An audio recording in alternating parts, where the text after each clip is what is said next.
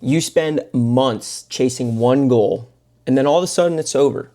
No pressure, no structure, and you feel a little lost. So in today's video, that's what I'm gonna talk to you about. What I do in this next phase, what I do after accomplishing that big goal. So sit back, relax, and enjoy today's video. I'll tell you what though, sometimes I think this headband is sick. Sometimes I think it's a little goofy. But when it is windy out, like it is on today's run, it is so much better than a hat. Keeps your hair out of your eyes, doesn't fly off your head like a hat. Don't have to worry about any of that. And I can just focus on being miserable running into the wind. Today's workout, 7-mile speed workout, nothing crazy. And I am so thankful that I don't have some big goal that I have to perform on this run, because I am really tired. I am way more sore than I normally am this time of the week. Poor conditions out, cold, windy, it's a little wet. This is not gonna be my favorite run ever. I'm still gonna give it a good effort, but I don't have that pressure to perform on top of me, and I can enjoy this run a little bit more rather than just be miserable and doing it because I have to. I can be miserable doing it because I guess I want to. So I'm gonna have to lock it on this run. See you guys when I'm back. There you go, work's done. We still got our cool down, but I wanted to take a second and talk with this beautiful background that you can't even see because it's raining and blackout, but I'm standing at the beach. I still got this 2-mile cool down, but that can wait. Because one thing I've noticed, when you are occupied with something, when there is a task at hand, when you have a topic on your head that you're anxious about, it's what you are focusing on. And when that task goes away, or when you solve whatever sort of anxiety that problem was giving you and that time passes, you think you're gonna relax, but that's not the case. Your mind, your body then tries to find the next thing. That anxiety then attaches to something else. That focus, that need to push and progress, find something else.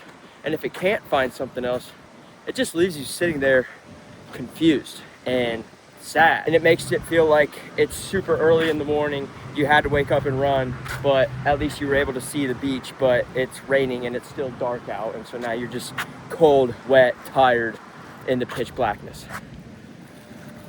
And so it is very important to accomplish goals, but after that fact, you got to be very careful about what you do and what you turn your mind to. Otherwise, you can start going down a very dark path. This is actually a very powerful phase, and a lot of people think that it's a void, but it's actually a doorway. It's a reset, a moment to reflect on what you did and really soak in everything that it had to offer. It often feels very, very empty when you don't have any goals or direction. And yeah, you feel satisfied, but you feel just a little lost. But it's not something bad. You got to reframe it as something, as an opportunity. With that said, I am about to hit one of the classic lifts of all time, taking it all the way back to our college day gym, not the actual gym, just the chain, Crunch Fitness. If you've never been to Crunch Fitness before, they're actually pretty nice. Yeah, it's a big commercial gym, but pricing, they're normally like $20 to $40 a month, depending on where you are, maybe even less. And it's got everything you need. The vibes are always decent. Like, it's actually, out of all the chain gyms, I think it's one of the best. But we're signing up with a free pass because, and we're gonna get a lift in at this gym. I've never actually been to this one, so it'll be fairly interesting. Upper body lift, not running. We do have a goal today though. Lift more weight. You see what I'm talking about? Lively, not bad. Machines, lightweight. Not bad, not bad. It's a new day, new opportunity. Up and at it bright and early this AM for our long run of the week. Really just 10 miles, not too long, but longer than what we've been doing because, you know, we're on the other end of that big goal. And this is actually bringing me into my next point. So what do you do when you're on the other side of it? Well, there's three things that I do, and there's three things that I suggest to do. And the first one is what I'm doing right now. Find an anchor habit, something that keeps you grounded, something that when all your goals in your mind is all over the place, this is what you return to every day. Be it a morning routine, fitness, reading, painting, surfing, anything that comes to mind that you like to do, make a habit out of it and do it every single day. Set it as your anchor. For me, it's the morning routine, which includes, I think incumbent could work. Includes fitness. So every morning, I like having my early morning routine, and a part of that routine is fitness. So this is my grounding habit. This is how I'm getting through all the craziness that I know that's going on inside your head and keeping you from going off into the gray. So with that said, I'm gonna run. Suggestion number 2, let motivation be low. Don't try to force intensity. Direction is discovered, not manufactured. Let your thoughts wander. Be bored. Allow yourself to sit. Allow yourself to ponder. Go on to party pace runs, baby. And finally, start building the new mission slowly. A new side project, a new training style, a new skill, a new vision on life. And it's very important that you don't just choose your next goal in one night.